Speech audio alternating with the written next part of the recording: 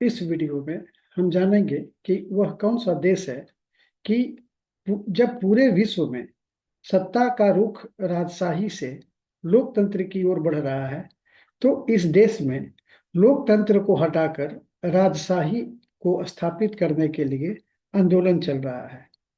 और क्या है इस आंदोलन की रूपरेखा और इसके कारण एवं इसके क्या है घटनाक्रम।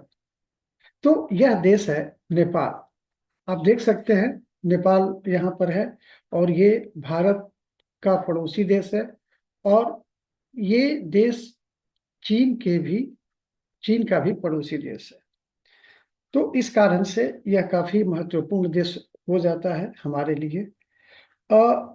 पिछले कुछ दिनों से यहाँ राजा आओ देश बचाओ का नारा चल रहा है और एक बड़े पैमाने पर आंदोलन जारी है, जिसका आप नारा से ही समझ सकते हैं कि इसमें राजा को बुलाया जा रहा है और देश बचाने की बात की जा रही है। इस आंदोलन के जो नेता के रूप में हैं वो दुर्गा प्रसाई हैं। और राजशाही समर्थक पार्टी जो इस पूरे आंदोलन को समर्थन दे रही है अपना, और जो मुख्य रूप से अगुवाई कर रही है, वह है राष्ट्रीय प्रजातंत्र पार्टी यानी कि आरपीपी। और इसके संयोजक हैं नवराज सुवेदी। ठीक है। आंदोलन की इंटेंसिटी जो है वो काफी तीव्र है और इस बात से सिद्ध होता है कि इस आंदोलन के कारण जो यहाँ के तीनकुने हैं, सीनामंगल है, कोटेश्वर है और यहाँ तक कि काठमांडू में भी कई बार बहुत बुरी स्थिति आंदोलन की आ गई है। आप देख रहे हैं कि आंदोलन जो है, आंदोलन के कारण वहाँ पर काफी लॉ एंड ऑर्डर की भी समस्या है और कई जगहों पर आप देख रहे हैं कि कर्फ्यू लगा दिया गया है। सरकार ने आंदोलन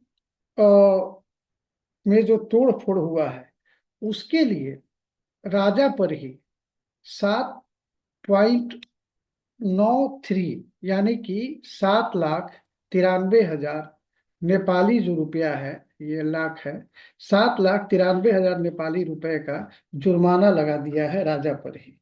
और उधर आंदोलनकारियों ने भी जो है वो सरकार को 3 अप्रैल तक का अल्टीमेटम दिया है कि आप इस संबंध में अपना ये सारा कार्रवाई जो है हटाइए और नहीं तो आंदोलन को और तीव्र किया जाएगा।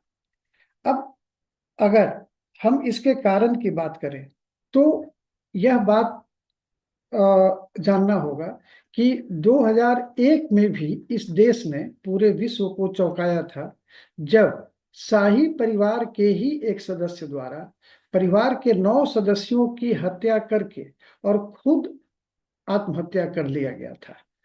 और राजशाही जो है काफी कमजोर हो गई और उसके बाद में 2008 में राजशाही को संसदीय अधिनियम के तहत इसको समाप्त कर दिया गया। ठीक है। और उसके बाद से लोकतंत्र की स्थापना की गई और उसी 2008 में ही जो तब तक हिंदू राष्ट्र था, अब उसको एक धर्मनिरपेक्ष राज्य की तरह घोषित कर दिया गया। 2008 से लेकर अब तक 13 सरकारें बदल चुकी हैं।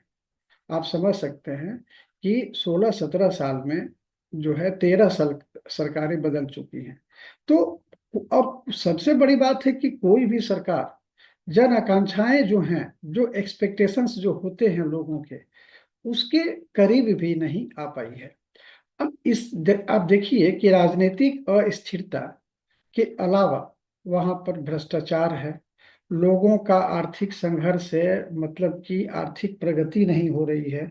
तो जाहिर है कि लोग जो है काफी परेशान हैं। और इन्हीं सब के कारण एक था कि लोकतांत्रिक सरकार आएगी, जनता की चुनी हुई सरकार आएगी तो उससे इन सभी चीजों से राहत मिलेगा, लेकिन वैसा हुआ नहीं।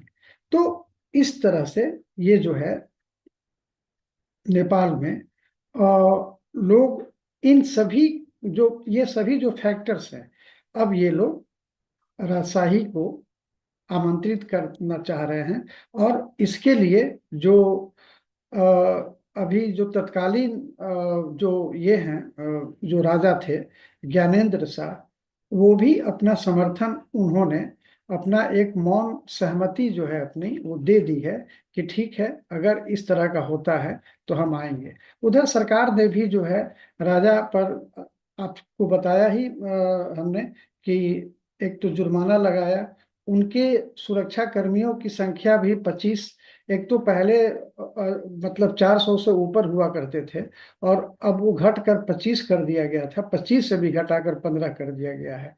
तो सरकार भी जो है वहाँ के पूर्व राजा को टारगेट बना रही है, और राजा जो है जनता से सीधे समर्थन की मांग कर रहे हैं कि ठीक है, अगर आप लोगों की इच्छा है तो हम आ सकते हैं, लेकिन हमको समर्थन चाहिए तभी हम आ पाएंगे।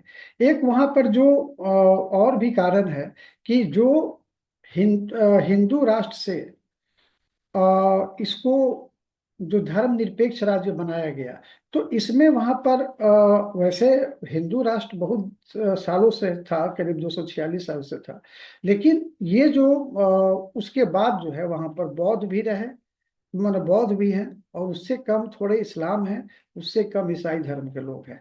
इधर पहले कुछ सालों में क्या हुआ कि बौद्ध धर्म के बहुत सारे लोग वहां पर ईसाई बन गए, और ईसाई धर्म अपनाकर करीब करीब वहां पर हाल के कुछ वर्षों में 7,758 चर्च बनाए गए।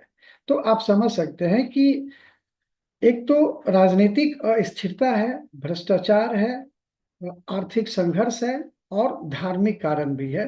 तो ये सभी कारण को मिलाकर लोग चाहते हैं कि लोकतांत्रिक जो वर्तमान जो शासन व्यवस्था है उसको खत्म करके, बल्कि राजशाही ही आ जाए, और राजा ही जो है फिर से इस देश को संभालें और उनके अच्छे दिन वापस लाएं। Thank you.